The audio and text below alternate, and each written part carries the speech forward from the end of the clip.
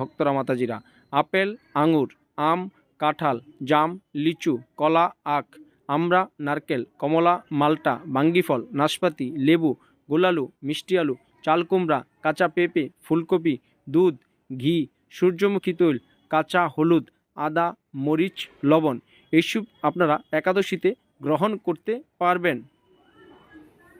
একাদশীতে নিষিদ্ধ পঞ্চ রবিশস্য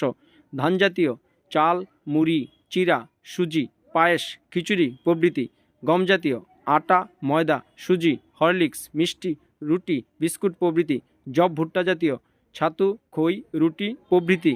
ডাল জাতীয় মুগ, মাসকলাই, খেসারি, মসুর, ছোলা, বরবটি, সিম, মটরশুঁটি প্রভৃতি, তৈল জাতীয় সরিষা তেল, সয়াবিন তেল, তিল তেল প্রভৃতি শ্যামা চালও শাস্ত্রে নিষিদ্ধ।